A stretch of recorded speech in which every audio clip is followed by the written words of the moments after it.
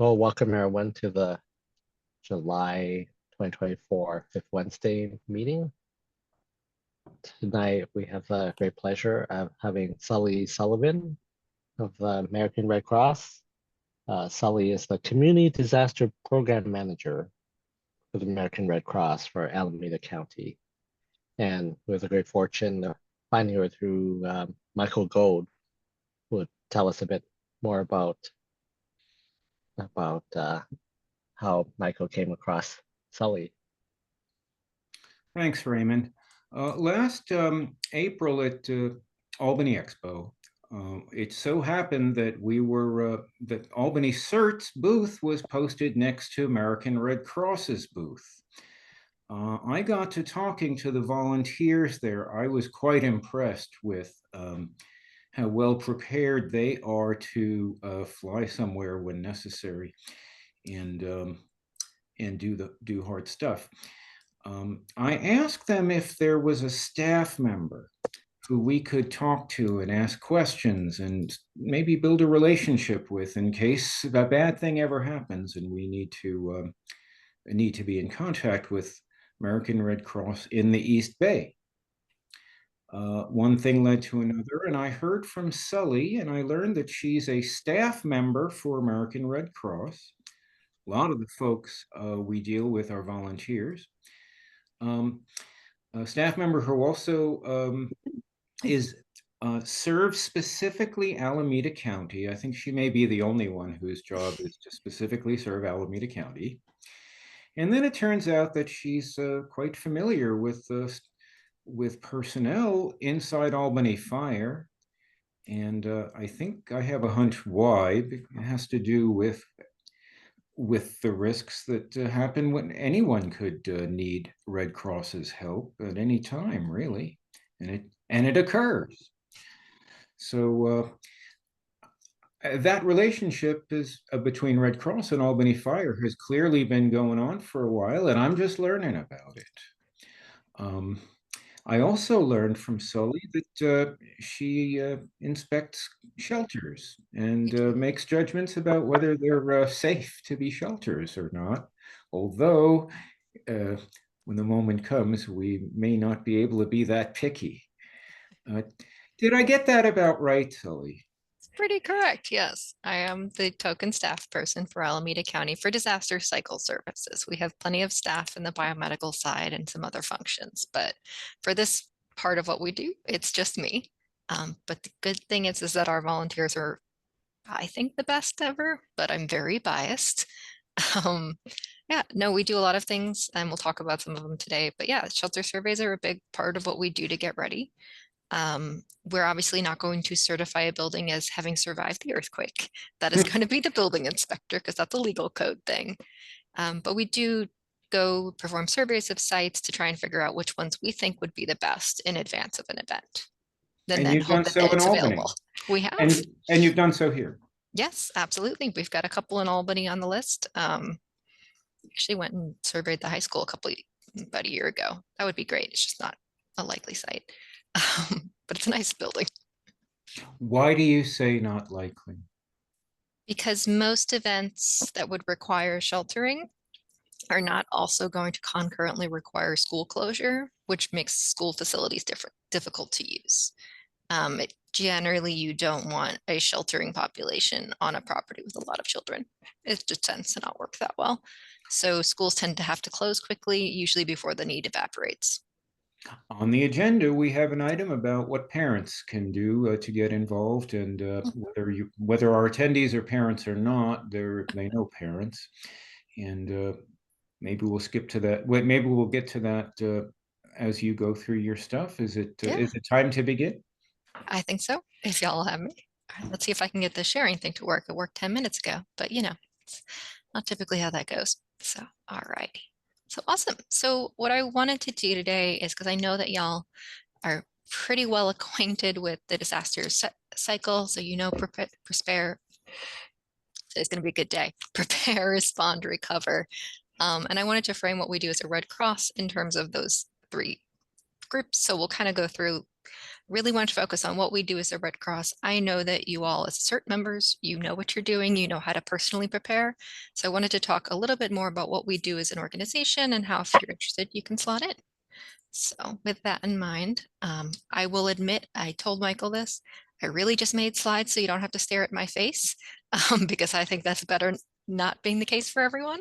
So we just have some photos to kind of go with. But yeah, I do want to kind of build on what Michael was saying. It's really, really important to understand about the Red Cross is that we, much like y'all, are a volunteer-led organization, and we really mean that, particularly when it comes to our disaster relief work. I have about 150 volunteers that are on my roster. Most of them are smarter than me. Actually, I'd go with almost all of them. And it's just me in terms of staff for this county. So we would not be able to do what we do without them being able to lead. This past weekend, some of y'all may have gotten notice that there was a fire down in Sunol. I was camping last weekend. It's like every time I take a weekend off, something happens. I need to stop doing it. So I did not get the call because the service in the Humboldt Woods is not great. But our team handled it because they don't actually need me. So it's really, really important to understand that that's how we work as an organization. When I go deploy to work in sheltering on an operation, very often the person that I'm reporting to is a volunteer, and they are my boss as much as anyone else would be. So I just want y'all to understand that about how we work, because I think people see that, oh, Red Cross is volunteers, and don't realize just how seriously we take it. At least I do. So with that in mind, to talk a little bit about preparing, I wanted to talk about what we as the Red Cross do before a disaster ever happens, because believe it or not, we're really busy even when there's no disasters going on. This time of year, we're double busy. So I am sure that as CERT members, a lot y'all, I'm hoping, have a plan, have a kit, you're ready to go. But not everybody in our community is quite as prepared as you all are. So we really try to do work in advance of the event to get people ready, get them prepared. So we do a lot of the things that you can see up here. Some of that is we have our Sound the Alarm program, which if you're not familiar with it, what we do is we will install smoke alarms, as many as the family needs in their home, completely free of charge. We do this in conjunction with a kind of home safety visit. So first of all, do smoke alarms work? If they do work, are they within the 10 years? Because they do expire after 10 years. But also, if they go off, what are you going to do? Do you know how to get out of the house? One of my favorite times that we ever did this, well, it wasn't favorite, but it was a really great eye-opening experience for me. It was a family in Oakland. They had bars on their windows. It's pretty common where I live. But they didn't know how to work the release mechanism on the bars on their window. So we all figured it out together, and they left the end of that day, not only knowing that they had smoke alarms, but what they could do to get out if they actually started going off. So as you can see here, we do that in kind of two ways. We have volunteers, we get big smoke alarm install days together. We'll pick a neighborhood, we'll work with the fire department, we'll walk the streets, sign people up, get them installed, get them ready to go. But we also do this every single weekend. Every Friday and Saturday, we have a team that will go out on an appointment basis and just do these installs. They're completely free. We do not, I tell everybody, the only thing we charge is that I got to see it on your wall because it won't do you any good on the counter. And this is a program we do in the entire United States. So I cover Alameda County. If I get a request for Richmond, I just send it off to my counterpart in Contra Costa, and her team takes care of it. So if you all have friends or family who need alarms, particularly folks who either can't put it up themselves or can't afford it, have them reach out to us. It's just soundthealarm.org.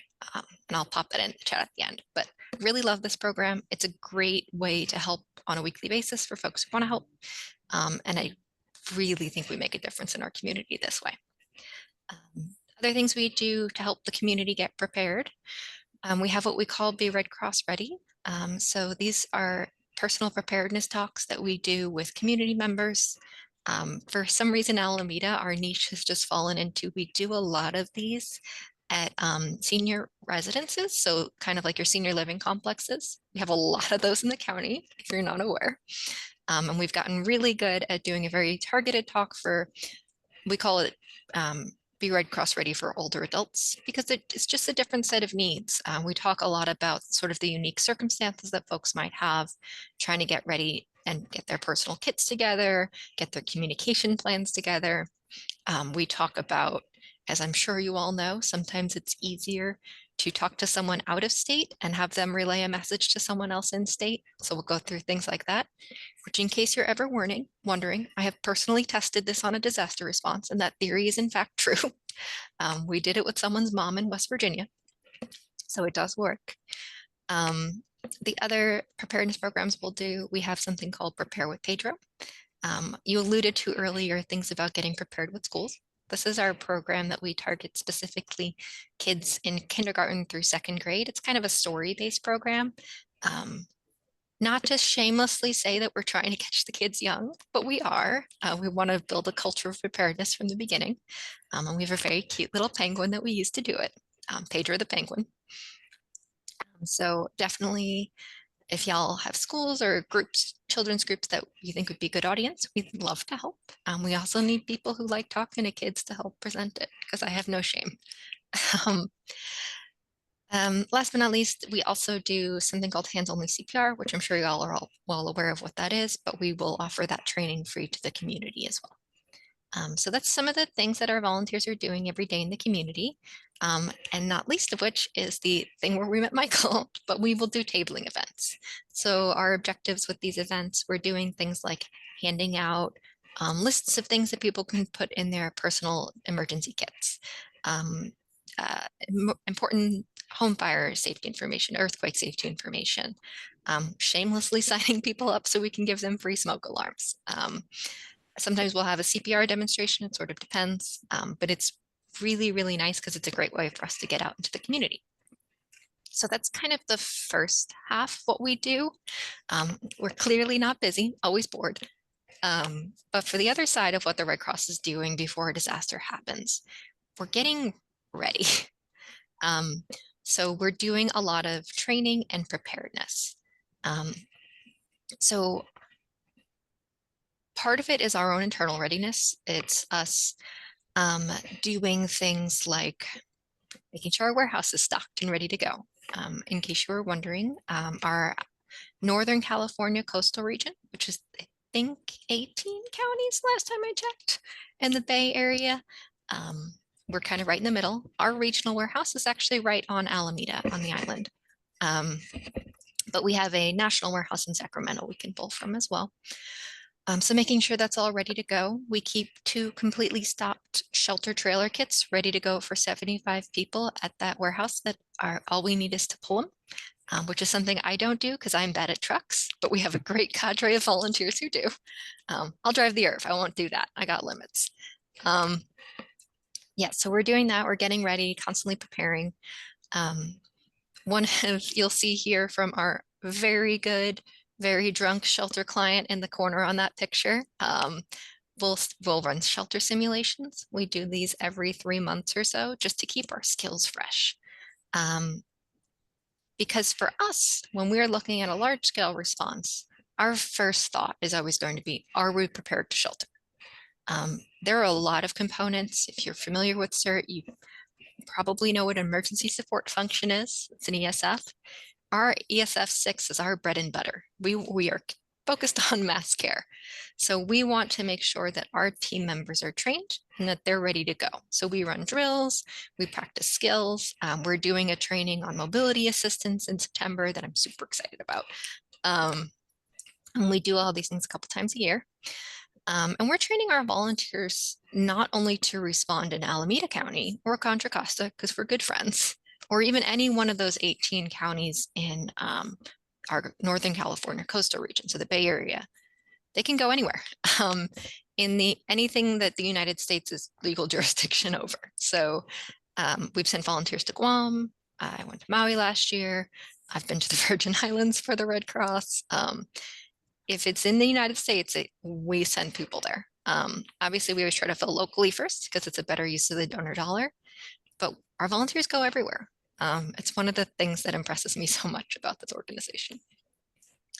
So we're training people.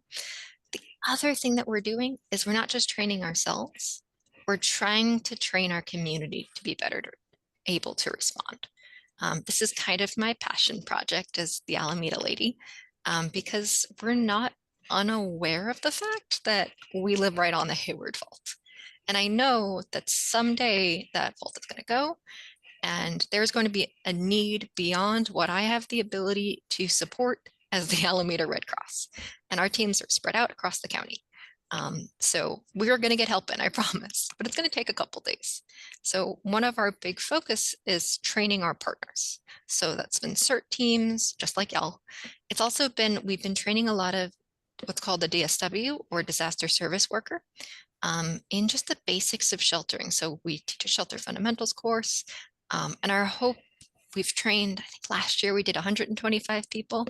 I've got 9 classes scheduled for this fall, so we're going to be very busy.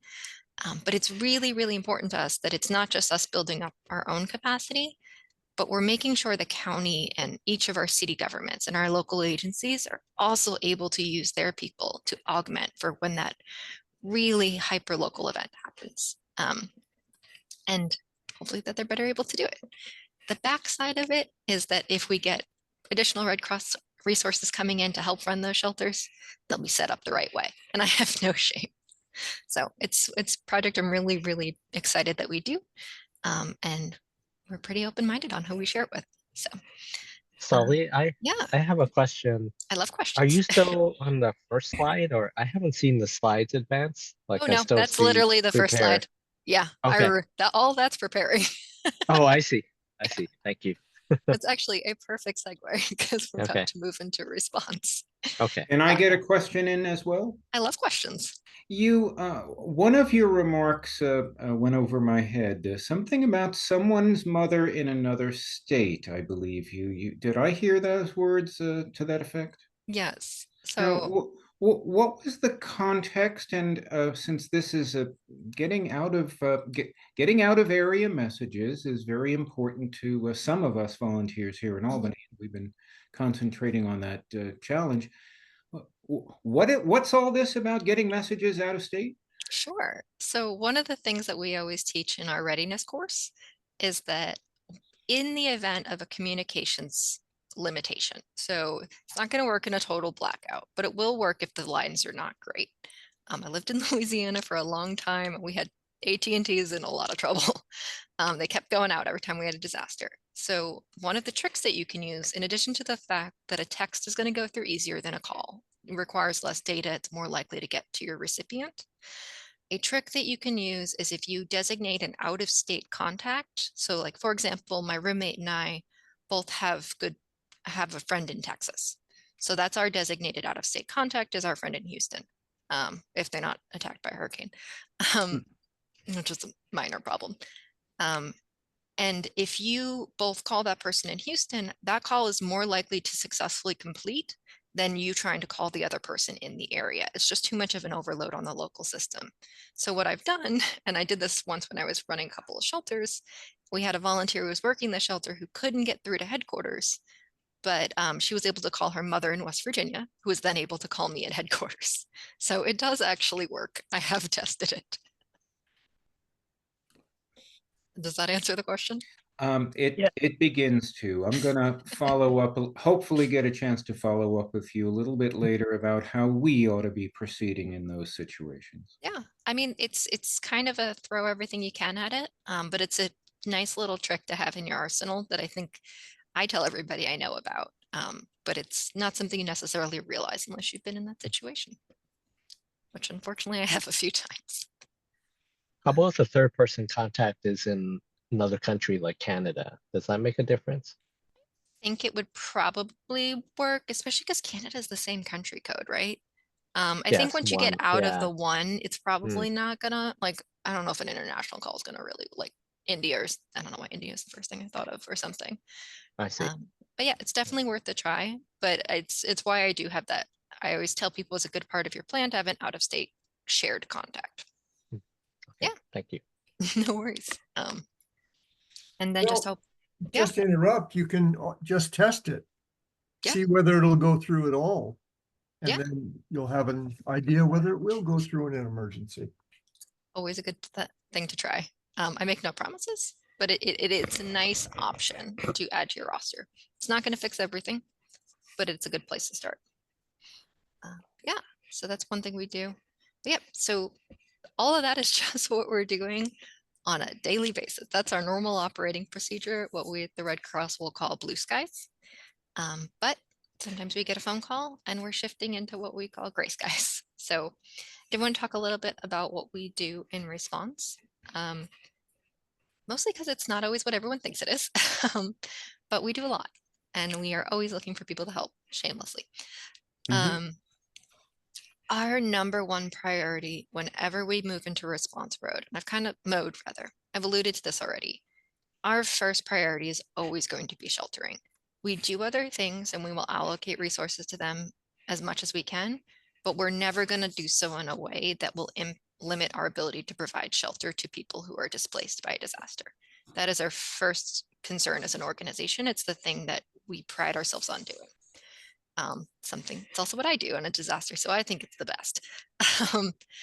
So that's always our primary goal, whether that is running a shelter, whether it's supporting a local government open shelter, whether it is supporting an independently open shelter that may have opened and they just need supplies, which does happen. And we will support shelters that are opened outside of the Red Cross orbit, as long as they are willing to adhere to our fundamental principles. The big one is that you have to let everybody in. We're real strict on that point. You can't be checking IDs at the door. You can't be saying some types of people can come and others can't. Universal service is our number one rule. Everything else we can be flexible on, but not that one. But we will support shelters that we're not necessarily running. Other things we might do in a response role, and you can kind of see some of them here, is we feed. So again, the cool thing about the Red Cross is we don't just feed at a fixed site. We do mobile feeding. So that the vehicle you can see up there, it's called an ERV. It's an emergency response vehicle. It's kind of like an ambulance, to be honest, but without the technical stuff. We load them up. We load up our Cambros with food, and we go out into the community to feed the community. Sometimes we do less of this. We just focus on the mobile feeding. We're really just trying to fit into that niche where other organizations maybe aren't able to get there. Very often we'll focus on neighborhoods with low mobility so that we can kind of get in there. Or senior citizen neighborhoods are often a target focus for us because we have that ability to be mobile. This is also something that typically I've seen will often scale up a little later in the event when some of the other organizations that might have been feeding at first kind of exhaust their resources and step back. We might scale up our feeding a little later on. Other things that we do what we call distribution of emergency supplies. It used to be called bulk distribution. It's giving out stuff. It's what it says on the package. We have kind of standard kits we use, but we've also in recent years really been trying to adapt to whatever the local needs are, whether it's cooling towels in Houston because it's disgustingly hot out, or it is some other event specific item. We'll really try to get those out to the community. We've also started doing some more shelf-stable meal deliveries, especially in those early phases. So I'm really excited about that program. And of course, we do sheltering. I wanted to have this particular picture on here, not just because I have a cat and I love cats, but because I wanted to make sure everyone was aware that most shelters these days are pet friendly. And this is really a change from what people might have heard in the past. So the Red Cross used to not allow pets in our shelters. We changed that stance, geez, it's like 2020, 2021, it's been a minute. But it's really hard to get that message across because old ideas kind of stick with people. Of course, service animals always allowed anywhere in a shelter, but if I can ask anything, it's make sure people know that most shelters will allow pets. It is contingent on the building itself's policy. We don't own buildings, so we have to go with their rules. And if they won't let us let animals in the building, so be it. But as long as we are permitted to, we will always try to accommodate pets. And that's kind of a shift. So I really, really want people to understand that don't be afraid to evacuate because you're worried that Fluffy can't come. Fluffy can probably come now. So if you take away nothing else, take away that shelters are pretty much pet friendly now. So that's my soapbox. Can I interrupt with a question? Yeah, Another questions. question. Yeah, no, please do. Questions. So would those pets, not service animals, but pets, would they be housed in a separate add-on to the shelter? It depends. So there are a few different models that exist for pet sheltering. Sometimes they may be in the dormitory with the residents of the shelter. They will never be allowed in the food area because, like, laws. Service animals, of course, are permitted, but that's because they're service animals. But sometimes they will stay in the dormitory with clients. Sometimes there may be a separate pet area where they're on site, they're in a room. It's just like if you're at a high school, it's the gym is the shelter dormitory and the arts and crafts room is where the pets are. And it's always like accessible to them. And they can always go walk Fluffy anytime they like. It depends on the situation and what works. So I yes bring and it no. up because people are allergic and also just have a horror of having animals around them. Yes. So our preference is actually to do that second scenario, that like arts and crafts room. I have also seen it done where a shelter that could be set up as two separate dormitories had a pet one and a not pet one. So different ways to do it. Nice. Thank you. Yeah, no, great question. But it's really, really critical. I will admit my background is mostly hurricanes, but I will never, ever forget. It was during Hurricane Laura back in 2020. We had an evac shelter that we were running in the middle of the state. Y'all probably don't know the town, so it's okay. And we had this woman come up as the Cat 2 was bearing down on us, and she had a pet. And this was before we changed our policy. And we're like, we're sorry, we can't take the pet. And she was like, ma'am, I will go sleep in my car in that hurricane. So we like made a little spot in the corner for her. But you have people who will not seek shelter because they think they can't bring Fluffy. So I'm so happy we've changed this. And I'm really happy that that's where we're shifting as a country. But it's important. Oh, a little soapboxy. I apologize, y'all. And if y'all do have any questions at any point, please just holler at me. I'm pretty friendly. Okay. Other things that we do in an initial response, we do short-term casework and financial assistance. Again, this is something that comes later. We're going to focus on sheltering first, and it is contingent on level of damage, and we align with FEMA on damage descriptions and such. But we will provide initial immediate assistance, is what we call like a funds transfer to eligible families. It tends to vary based on how much we can fundraise. And we also do a program that I really love called Shelter Resident Transition. And that's kind of, we send caseworkers into shelters to help people identify solutions to get off a cot and into a bed. So it's one of my favorite programs. It's pretty new, and they're amazing. They save my bacon a lot. We also provide health services, mental health services, and spiritual care services to shelter residents. Those are all Red Cross volunteers who are either licensed or, I don't know what the version of a license is for a pastor, but whatever religious ordination they have. And then they get specialized training on how to be kind of chaplaincy generic. Yeah. We also try to do a lot of these things in conjunction with our partners. So if there's a local assistance center set up, we're going to try and set up there rather than going our own way. We want to do whatever we can to make it easy for people to access services. But yeah, so how do you get involved in this, one might ask? There's pretty much two ways that we have volunteers get involved on a disaster. My favorite kind is the pre-trained kind. So these are people who are on our roster now, part of that 150 I mentioned. And that's just in Alameda County. There's a lot more of us. They've gone through a background check, which obviously is critical if you're doing something like working in a shelter. They've gotten some training. They keep up with that training. So doing things like in Alameda, we have a quarterly shelter exercise. We talk about the systems and what's changed and practice how to deal with the drunk client. And they tell us when they're available. So if we send out a notice saying, hey, we've got a fire that might pop up, can you let us know if you're available? They say yes or no. No is fine. They do tell us though. And that's really important for our sheltering workers. But we also have other functions that volunteers perform.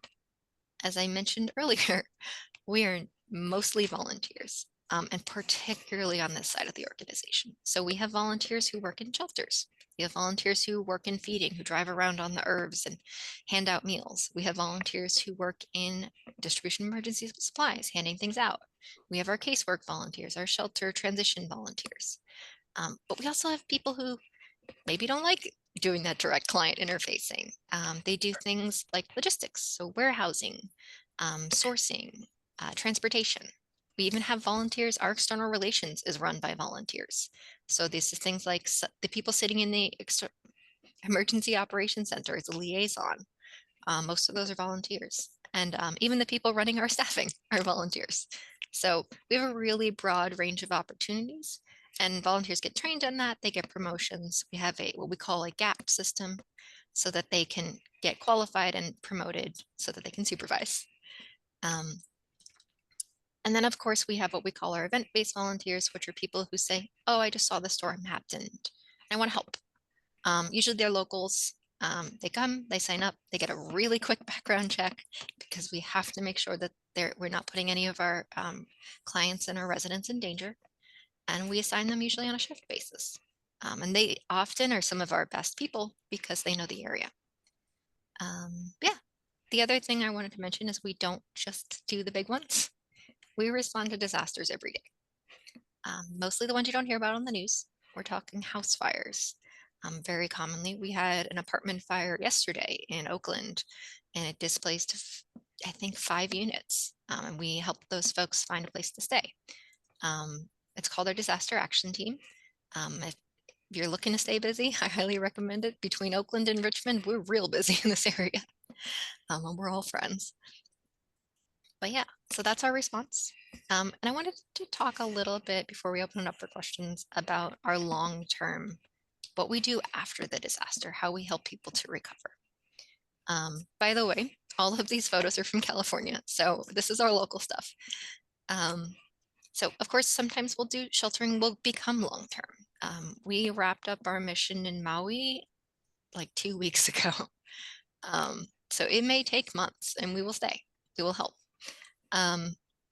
We also do a lot of recovery that's more long-term focused. So we start, as I mentioned, with that initial shelter transition casework, trying to get people off the cot and into a bed, as I like to say. But one of the things we've started doing in the past few years is we come back. So anyone that we will kind of review the people we've initially assisted and follow up with them 6 months down the line for what's called a bridge assistance program. Trying to say, hey, have you been able to recover? Are there gaps in your recovery? Provide them with additional casework, sometimes with additional funds and resources. Typically, after a large-scale disaster, something called a long-term recovery group will get set up in a community. Very often, these come out of what's called a VOAD, or a voluntary organization active in disaster. We will help those groups to recover. And then we also have this really cool program that we've just started in the past 2 years. I get really excited with this stuff, called our Community Adaptation Program. So what this is, and it's pretty new, is we, as an organization, have identified a couple of counties and parishes that they just keep getting hit. Kind of repeatedly struck by disasters, very often vulnerable communities to begin with. And so we hire additional staff to work with those communities on kind of long-term recovery projects to support the existing infrastructure in the communities to be better prepared to withstand the next disaster. So this is things like helping food banks expand their capacity so that they can feed more people next time there's an event. We have 4 counties in California that have this. There's Lake County, Butte County, Tulare County, and most recently Monterey County, which is right in our area. And actually, this is one of the Tulare County teams. They essentially were able to they issued a grant to increase the local food banks' refrigeration and storage capacity so that they can better respond, because these are the agencies that are going to be on the ground when stuff happens. So really excited about this.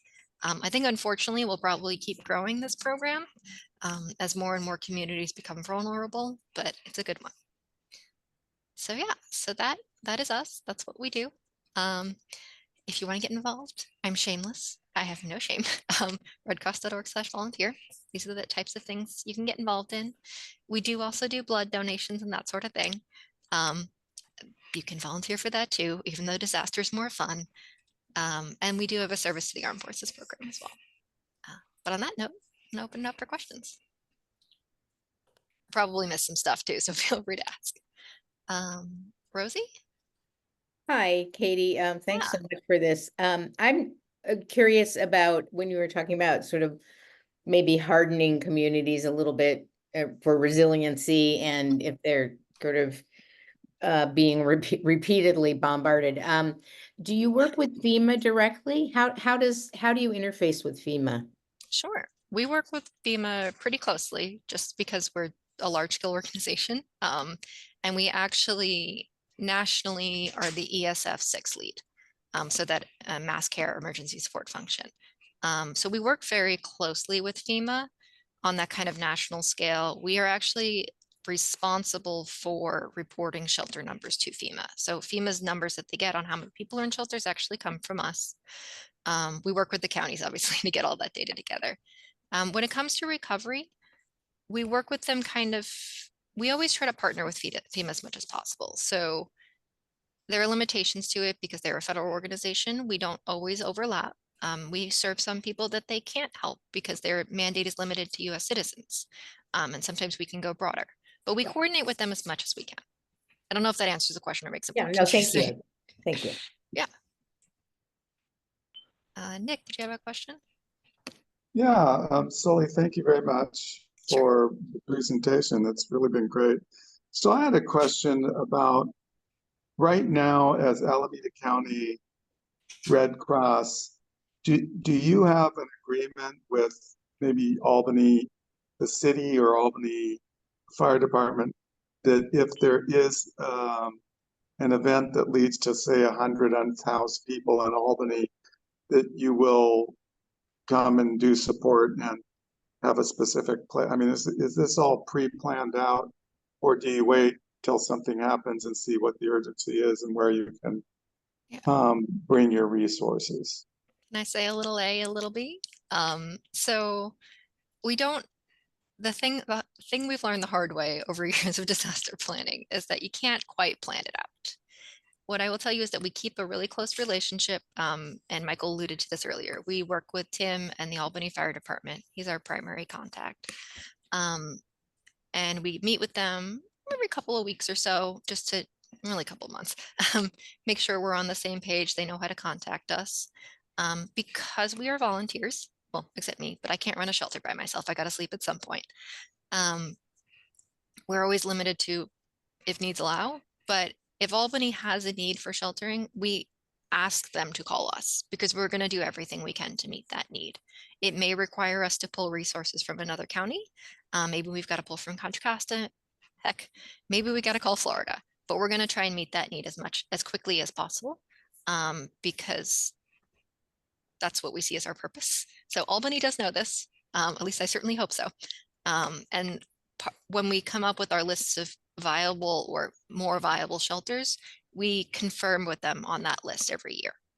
It's part of our processes. We check with our partners every year. Hey, what are the shelters you think we're going to use? I say a little bit of B because to some degree, those shelters might not be available when something happens, or maybe it's an event where Albany citizens need to leave Albany and we need to get creative and partner. And so you never really know what you're going to do, but we're absolutely intend to be a partner in any sheltering in Albany. I don't know if that helps or not. No, that's great. Thank you very much. Susan.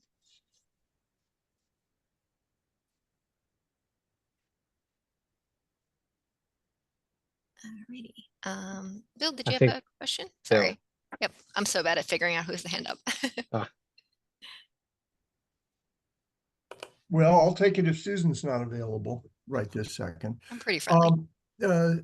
Shameless Sully, I have had the experience of having several trainings from the Red Cross and setting up shelters. Nice. One was in the city of Albany, where we did some training on intake, and then some training in setting up cots, which is always the most fun. And in the city of Berkeley, relatively recently, similar. I taught that class. Yeah. I'm like, uh-oh. But the training in Berkeley was more or less just overview and then setting up cots once again. Also had training here in Berkeley in the North Bay Community Church in actually a hands-on shelter setup, which was kind of interesting. So how would an entity or a group of people request some training on that order, shelter setup? You would ask me. Mhm. It's not that fancy. Yeah, no, we have a usually what we like to do is we always want to start with that basics class because I think it's a better environment if people actually learn the basics. And I would want y'all to coordinate with Albany, with the fire department, make sure we're working through them because it's really important to us that we preserve that relationship. But certainly if that's something that as a group y'all want to get set up, we are really happy to do it. It's, to my mind, the more people I can get trained, the better.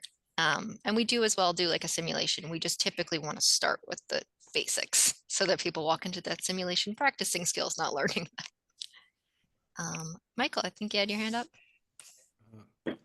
Yes, by the way, I'd love to stay informed about training opportunities for shelter. If not for me, then others in Albany who couldn't make this meeting are going to be interested to hear what you just had to say.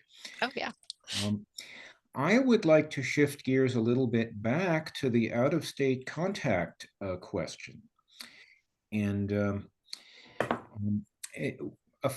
we often hear on the news that the Red Cross is helping put families that were separated back together, that someone calls into you, lets them know I'm okay if someone needs to know I'm all right, or if someone needs to know I'm not all right, we need water, we need fuel, whatever. First of all, is that popular? I have a couple of questions here. First of all, is that popular image of you guys as the switchboard for missing persons, is that an accurate popular image that the news, I think, does try to convey, news media? I think it is and it isn't. It used to be. But a lot of that has to do with like less us losing interest because we love doing it. We still have a reunification function that we have volunteers who do, and more a function of like the modern internet age. People tend to not, we do track every reunification request that we get on an operation. They're just not that high. Like we just won't get that many because most people mark themselves safe on Facebook and people are like, great, they're cool, they're good to go. We do get them, we do run them down. There's obviously like some really strict privacy protocols in place. But one of the nice things is it's a little easier for us to do now because we just rolled out an electronic shelter registration system. So it's a lot easier for us to check our shelter rosters now, which I'm really excited because we actually found some people that way. But yeah, so we do it. We're actually trying to figure out, I've been with the Red Cross since 2014. So I've seen a sort of pendulum switch on this one. First, it seemed like Facebook was putting us out of business on this one. Now it seems to be that we're kind of coming back around. It's something we're assessing as an organization. So I don't know where we're going to be in a couple of years, but if someone calls looking for someone, we're going to try to find them. It just isn't as big a thing as we used to do. Part of your answer depends on Facebook or what have you being accessible. Yes. And my hunch is that you've encountered disasters where that was not automatically the case. Yep. And I'll also mention that even when it is the case, we have a number of stories that Albany CERT members have been hearing about folks who just couldn't do it because they ran out of battery and they run out of gas to charge their phones. Yep. How does that square with, how does this idea that the internet has solved the problem square with the realities that we've had communications outages and just power outages that interfere with communications anyway? That's a really good question. The short answer is it's part of why the pendulum's swinging back a bit. I will also say it's really easy, and I fall into this trap all the time because I've done a lot of hurricanes and I live in Alameda County. It's really easy just to focus on the big one. Most disasters are not the big one. I actually have no idea how many current operations we have open, but I will tell you it's more than 10 across the United States. And those are just the ones that are big enough to get on the radar. we go to house fires every day. So most responses, you don't need that. We're just not getting the asks. But you are right. There are going to be those where you actually do see a communications wipeout. It happened after Ida in 2021. To a degree, it happened in Maui. And that's why we do ask clients when they come into our shelters, are you willing to share information with a reunification team? So it is contingent on them being willing to share for very obvious reasons, because we have to protect people's privacy. But I don't know what our new system is going to look like. I suspect we will roll one out. I just don't know what it is, but we do it more informally now. And I do know that in a large scale event, that will be part of what we do. I'm I just going to don't know exactly what it's going to look like. I'm just going to remark that I believe you're referring to the fact that the Safe and Well program no longer, which was the Yes. former way that this worked, we don't have that program anymore. And it sounds like it may be in process. Exactly what reunification looks like a year from now may not be what you can tell us right now. That's because I don't know. But I do know that Safe and Well sunsetted because it wasn't getting used. And then the need started to come back around. So I'm curious to see what happens.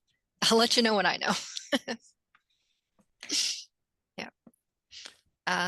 Rosie, do you have, oh, Michael, you had another question. I'm sorry. Oh, no, that it does raise the question of when we're trying to reach somebody's out-of-state contact as amateur radio operators, whether we're going to use our own resources or whether we ought to notify the Red Cross that someone's okay, someone's not okay. My counterpart in, let's say, Nevada, perhaps I've reached someone in Nevada they've got internet, they got phone, they got everything they need. Well, that's nice.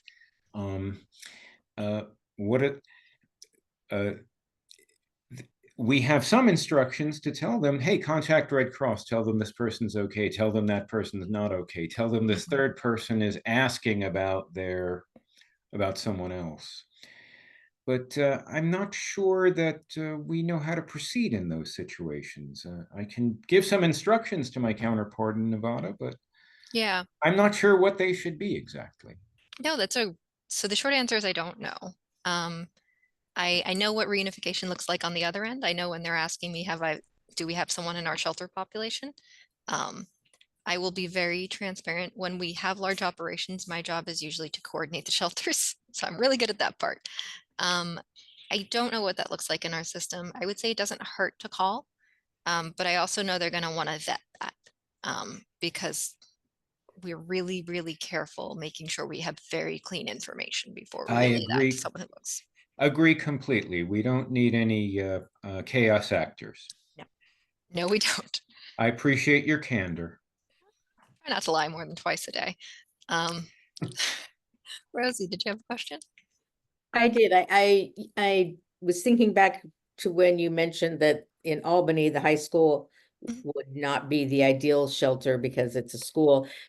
Are you free to tell us other places in Albany that might end up being used as shelters? Yeah, I mean, Albany, to offer the caveat, structurally, Albany High School is an amazing shelter. It's like the shelter manager in me loves it. It would be perfect for so many reasons, but schools can be a little tricky. Truly large scale events, they get used, but it has to be really big or the schools are going to try and stay open, which they should. It's important.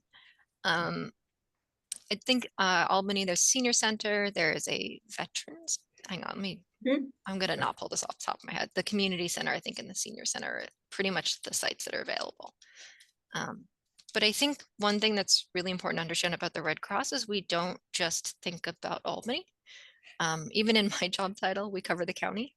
So we see Albany as part of a broader community. And so we're going to try and stretch where we can. I don't know if that makes sense, but I'm not worried that y'all are going to be on your own in a big event. Thank you. Okay. Any other questions? Y'all ask good questions. I'm actually really impressed. Anything to say on one of the agenda items, Sure. Parents working with schools to improve disaster preparedness. I'm not a parent, but I've got plenty of neighbors who are parents and CERT members, and I'd like to convey that message to them. Yeah. I mean, to me, one of the biggest things is just trying to, it's interesting. It's funny to me that you say it that way, because usually we come at it from the opposite direction of trying to shamelessly use children to get their parents to prepare for disasters. Because if your kid won't leave you alone until you make a disaster plan, you'll probably do it. But yeah, so we do have like programming we target at schools. Most schools have pretty good plans. I will give them a lot of credit. Unfortunately, they have to. But we do have that Prepare with Pedro, kindergarten through second grade that it's designed for. The other thing we do sometimes that we work with schools, particularly to reach out to individuals in their districts who maybe are more vulnerable. We do install free smoke alarms, and a lot of times people just don't know it's an option. They're like, wait, really? No, it's free. We promise. We also, another thing we offer is for anyone who's hard of hearing, we will come and test an alarm. And if you can't hear it without whatever assistive device you normally would use, we will install what's called a bed shaker. And it will literally shake the bed to wake you up. It's really cool, actually. Wow. Yeah, it's one of my favorite things. Most people can hear, but for the ones who can't, it's a really good option. Is the bed shaker program documented on the American Red Cross website? Is it easy to find? I'm sure it's there. It's just part of our regular alarm. So you go to soundthealarm.org, and you can request an alarm that way. And I would just put in the notes that you're hard of hearing. But it's something we always, anytime we do an install appointment, we always ask, hey, is anyone in this household hard of hearing?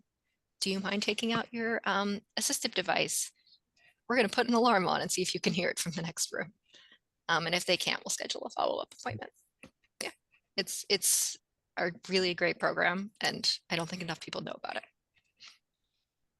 Yeah. Do you have any specific resources aimed at trying to organize a neighborhood or a block, like in terms of emergency preparedness? That's a good question. Like kind of like a CERT type thing? Yeah, like block. Like I'm thinking about that because, for example, National Night Out next week, and yeah. Oh, it is National Night Out. Block party. Yeah, it's a good. I'm sorry. Yeah, I love that's National Night Out. Yeah. Yeah, we have like tabling materials that we give out. Usually when we're going at it from a neighborhood perspective, we tend to approach it more of like an individual preparedness materials. But I'm very much happy to like, none of our stuff is a secret. We'd happily share any preparedness checklists or anything like that. Yeah, we like sharing. We do use your checklists. Oh, good. To encourage both CERT members and also block captains who need not be CERT trained. Yeah. We do. You've got some of the most complete lists and also some of the most realistic as far as folks be ready for a couple of weeks of. Yes. 2 weeks. We used to hear about 3 days and 1 week, but Red Cross often uses the number 2 weeks. I believed it was 3 days. I used to live in New Orleans until about 2022, and we had a hurricane in 21 that it actually wasn't that bad. It just killed all of our power. For like 2 days, you had to walk to the fire department to call 911. It was wild. And until that time, I had believed it when people said, you can prepare with 3 days and you'll be fine. We were out of power for 8. And I mean, it was a little easier for me because this is what I do for a living. So just working. And my roommate was a nurse, so she was working. But I don't know what we would have done because our kids were for 3 days. So I think you're right. We really do need to be prepared. If you're going to shelter in place, should be prepared for 2 weeks. 3 days is really great if you're going to try and drive to a shelter. But yeah, I think you're right. I wish you weren't, but I think you are. Yeah.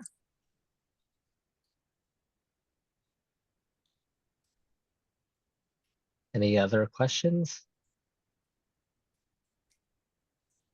Well, I appreciate y'all. You guys asked fantastic questions. So It's kind of nice.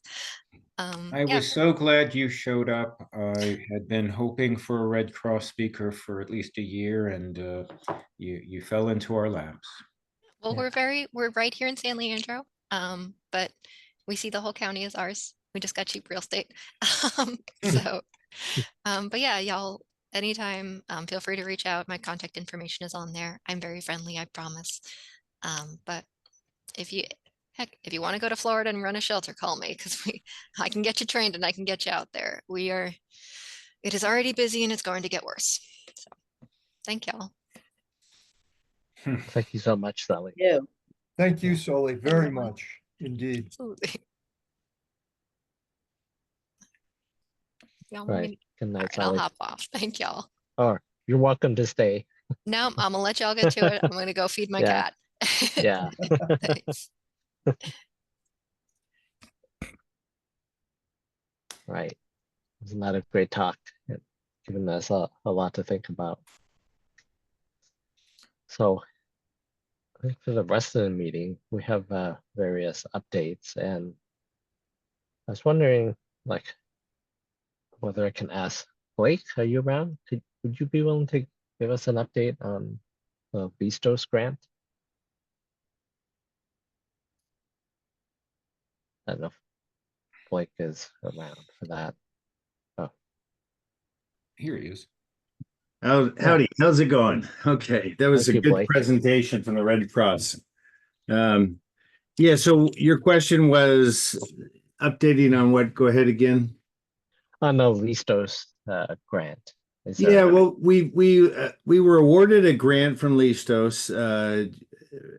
It's just that we're about a month and a half into it. I've been traveling, and other people in our group have been traveling. But the whole idea of the Listos grant, which we were awarded a $25,000 grant to expand CERT training to people who have language, English as a second language, so that their primary language, if it's Chinese or Japanese or Thai or Spanish or something like that, we were going to go after the top 3 languages here in Albany that are needed, and we're going to be going through a program with Listos, California, of first getting booklets to try to get the information of how people can prepare themselves, the booklets in their own language, so that we're all reading the same material regardless of the language we speak, but we'll have a common understanding of how to prepare, whether, so that should help us in those kind of communities. The second part of it is to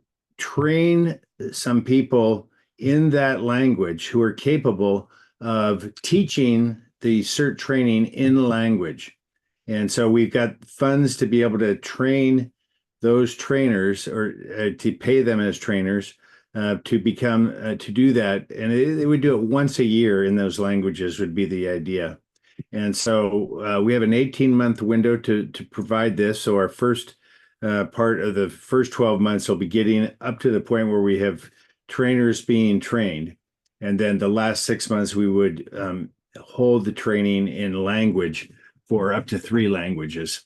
So it's pretty exciting to do that. I think one of the biggest benefits of that, besides just having more CERT people involved, is that we engage people who are somewhat landlocked, if you will, or language locked in their communities, and they don't really know how to talk to us or ask questions. But this way, we would get a common language going, at least of the understanding of how CERT programming would go. And in the event of emergency, these people show up in a CERT green vest and hat, but they speak a different language. They will still understand what we're trying to accomplish.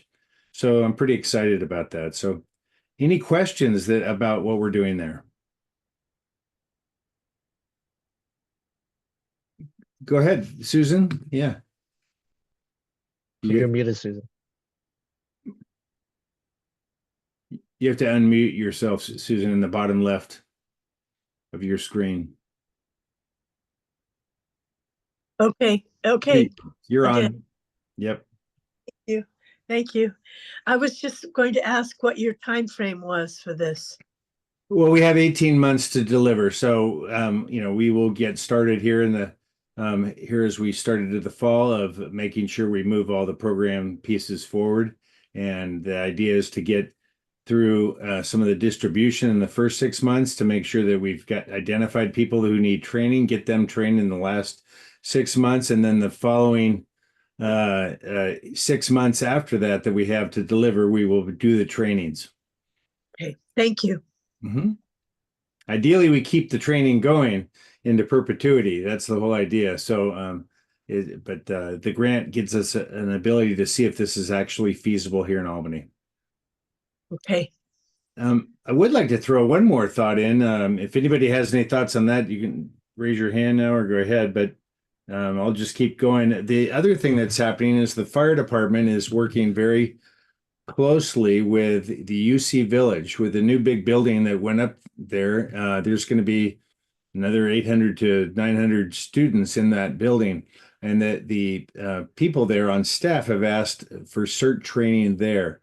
And so it's too much for Albany CERT Inc. and for our group to do what we're doing here in Albany to do that on. But the fire department, with some of their members, including Jacob Fujikawa and Michael Robb, they're going to go over and do the training in a kind of a CERT light, or there's a program called Campus CERT, which might be more appropriate, but they're going to be doing a streamlined program that'll help them prepare. They won't be fully CERT trained, but they'll be a lot more prepared for disaster. So the fire department is taking that on by themselves. So I'm just saying this to all the CERT people that are here, that you understand that we have some people from the University Village that'll have some level of training. We'll have people in foreign languages that'll have some training in there. We're trying to build up the stock of people who can help do something when the time comes. So Blake, you've been so instrumental in training new CERT people. Could you tell us about what happened in the spring and when what's coming up in the fall? Is there Sure. CERT training coming up? Yeah, there is. And we have CERT training scheduled coming up in September. And we still have spaces for people who are interested. So please definitely ask people on your block as you go to National Night Out or have a block party in your area, or you're just walking around. Encourage people to sign up for the training, and we give first dibs to Albany people, but we do have people who show up on our wait list that we add at the end that are from other communities, and that's helpful too. It's nice to have our neighbors prepared as well. So we did that in spring, and we had about 12 people, maybe 13 people pass the class and through the training, and a couple other people need to still finish up. And it's okay if people don't finish, they can continue on in the next session. And then before that, we had a similar count. We had about 15 people in the class the other time. We try to max out at 16 attendees because it's a little difficult to do much more than that. But so we're doing that twice a year now, spring and fall. I can send out information to anybody who wants it on that. Just send me an email. And I can even put up, while we're on the call, I'll post somewhere here the current sign-up sheet for spring. For the fall class coming and spring following. Yeah, thank you, Blake, for that update. Any questions from anybody? It's okay too. Blake? Yeah. Is it time to ask the CERT community if they know any good candidates for people who can interpret from Mandarin to and from Mandarin or Cantonese, or we're not sure what all the languages will be, but certainly Mandarin, Cantonese, Japanese is another strong candidate. A lot of Japanese speakers in Albany. We're still trying to inventory that, but I'm thinking that if folks here know good candidates who are bilingual and who are into disaster preparedness, don't have to be CERT, but maybe have the right mindset for this or the right motivation. We'll be trying to recruit people like that, starting with just people who can interpret at a bilingual meeting. Eventually, someone who is willing to go through the train the trainer process for which they will get they will be rewarded, by the way. But if anyone here knows good candidates who are bilingual, we would like to learn about those folks. Absolutely. Yeah. That's a great point. So yeah, people, please, if you know someone in your neighborhood who's bilingual and interested in CERT type activity, we can get them trained and train them as a trainer. Or at the minimum, when we have a community meeting, in a bilingual community meeting, we will need interpreters, someone who can play that role at a meeting. That's really the least it's kind of step one, I think. Is that about right? Sure. Yeah. Okay. Any other questions, or we can give it back to you, Raymond? Yeah, hearing no further questions, I just want to say that our next Fifth Wednesday meeting is November 27th. And so we're always looking for good ideas of topics. I think actually we have decided for the topic for the next meeting. We'll be talking about block organizing. Something that's a topic that is I think is good to revisit every so often. So that's what we'll be talking about in November. Wondering whether there are other topics that people would like to bring up at this time, because we don't have any other topics set out for tonight. Yes, Susan? Okay, maybe if anyone by that time has had some experience or knows someone who's had experience with like some of these fires that we've had, and would like to share their experience, maybe just a little opportunity for them. There's so many fires. There's one I'll mention very briefly, which had to do with Sully's invite in the first place.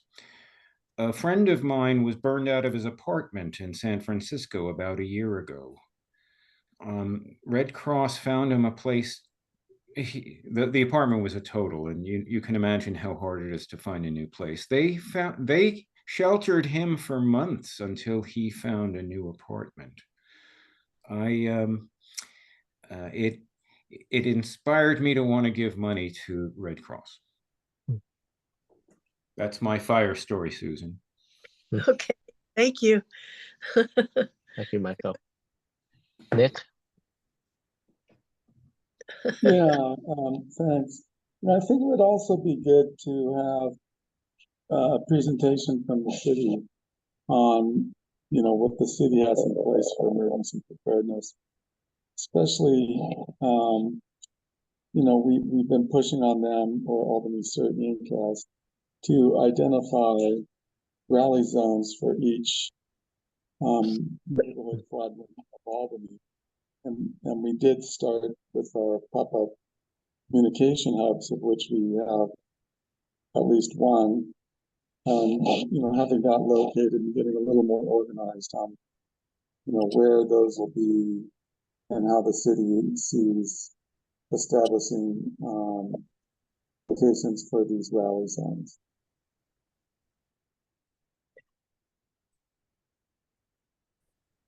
Thanks, Nick.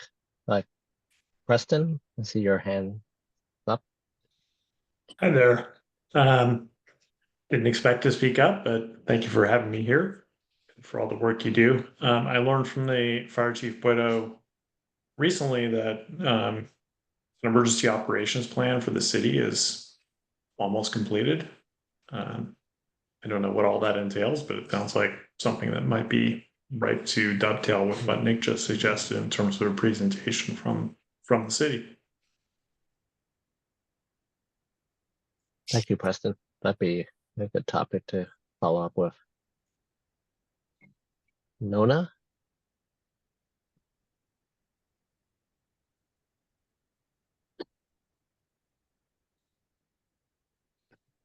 Nona, you're muted.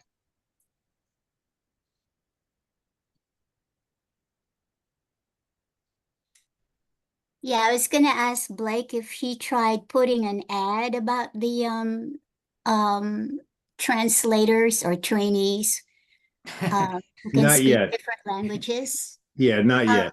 How about putting it in the City of Albany newsletter that That would be a good weekly or place. bi-weekly? Yeah. Since there is a CERT page in that newsletter, that would be a good place to put it. That sounds good. Thanks for that suggestion, Nona. I think that's a great idea. I'll follow up with that. Yeah. And they have to be Albany residents, correct? That's what we want. We will, I Okay. mean, that's our, we don't want to choose people from outside Albany. We want to stay with people in Albany. Yes. Right. Okay. That's good. Thanks, Nona, for that suggestion.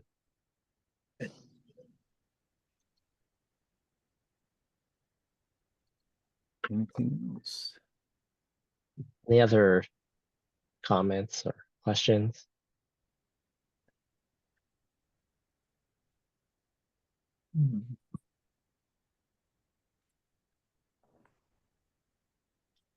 I just have one other thought. To follow up with Nona's idea, would it be good to put something in a newsletter about how to look into being a volunteer for the Red Cross? I know Sully mentioned it today, but maybe there's a simple 4-step process that we could put in that newsletter, or she could put in the newsletter. Well, I'm going to follow up with her on this question of shelter training, and I'm hoping to get a more complete, I'm imagining I might end up getting a larger training schedule than just that one topic. I know that she would appreciate it if we would help recruit Red Cross volunteers and get CERT volunteers with some extra training in Red Cross classes. Right. I know that that's generally going to be there. How we communicate the information, well, it'll depend on what information we actually get. The Albany CERT mail list is always our first resource for these things. Okay. But if you've got other ideas, let's talk about them on the mail list. Yeah, and I'd like to just follow up on what Michael was just saying. I think that our CERT training, where we do the disaster shelter work, I mean, we thought we could potentially use schools, and what Sully had told us today, it doesn't make sense to go to schools. They've got their thing to do. Our places where we do have some space are the Memorial Building potentially, and the secondary EOC at the library. Those are two spaces that could hold some people. It's not going to hold a ton, but you could put quite a few people in a sheltering there. Maybe we could learn from the Red Cross, work with them to be able to plan for that, deploying there with the Albany people to do sheltering local. And again, what the Bordeaux's emergency operation plan may have already referred to some of that. I read the original draft before they got through it, and there's tons of information for those kind of contingencies. I just don't know what's exactly been changed or updated.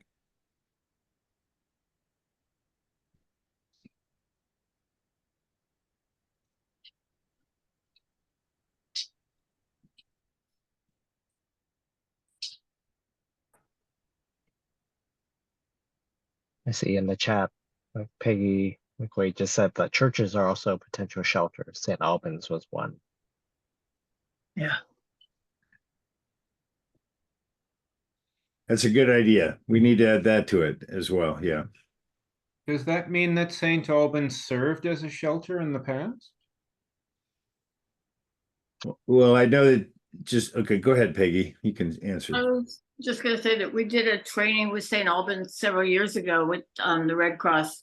And at that point, I believe they were a certified shelter. Things have changed at St. Albans, so I don't know where they are now, but churches have different constraints than schools that might be worth looking into.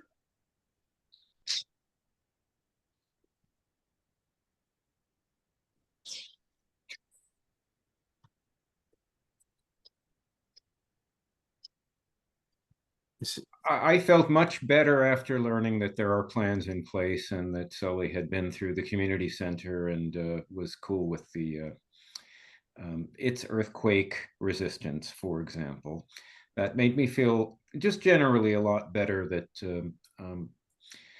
people have been asking this question.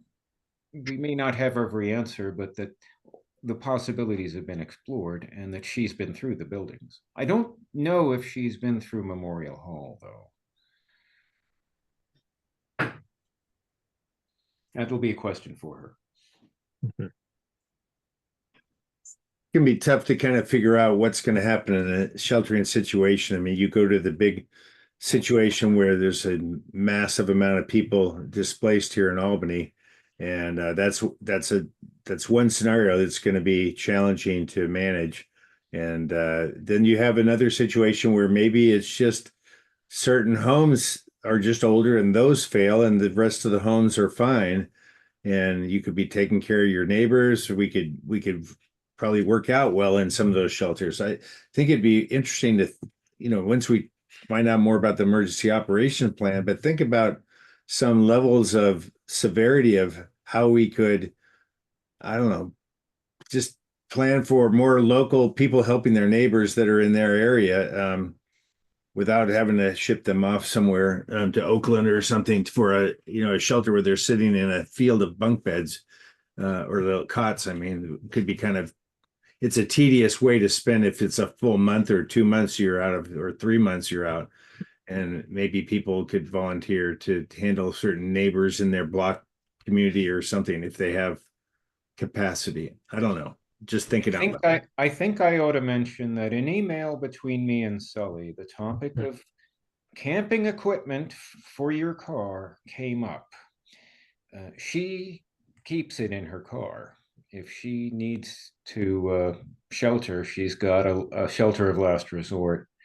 Now that can be a costly resource, and I don't think that's the answer for everyone. But if you can keep a camping kit in your car, well, based on the emails with her, I'm poking around looking at appropriate materials.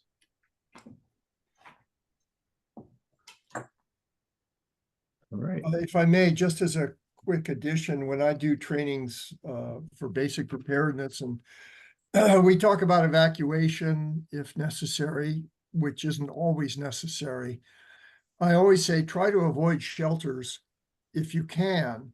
Prepare for staying with friends in either the immediate area or farther away where you can get to them. And because let's face it, if you're in a shelter with me, you're going to be kept awake all night by my snoring. So you don't want that, really. In addition, I very often in shelter situations, I remember in Oroville and during the evacuations, there were, and also in Santa Rosa, there were a number of people who stayed in their car or their truck, but they were provided help from the shelters themselves as far as food goes and showers and that kind of thing. And that's another option. Mm-hmm. Very good.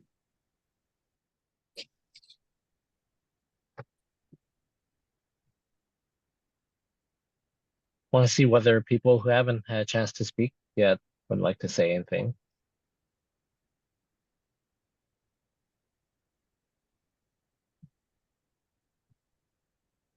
Mr. Jack, anything you'd like to share? No, not. Oh, you're muted.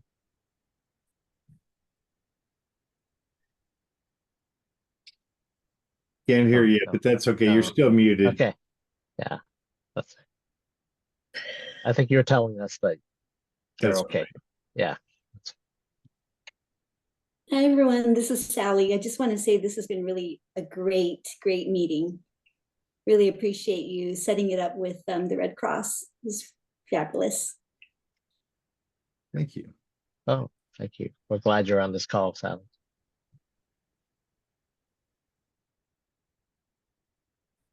Okay, I think get the feeling that people are ready for this meeting to come to an end and for you to go on the rest of your evening.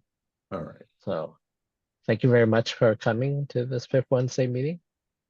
And I'll put together the notes, and we're recording this meeting, so I'll get this put up on our YouTube channel, as well as the last meeting we had, which we recorded, but I never got around to putting that video up. So I'm going to do that too on apps that you can use for disaster preparedness. And thank All right. you for organizing all this and communicating with everyone to make it happen. Oh, Yes. you're welcome. Thank you, Raymond. You're just a hero here doing all this, so I appreciate it. Yeah. You are, Raymond. Thank you very much indeed. Oh, thank you. All right. Have a wonderful evening and happy August. Okay. Take care. Bye-bye. Thank you. Thanks for running the show, Raymond. Bye-bye. Oh, Thanks. you're welcome. Thank you.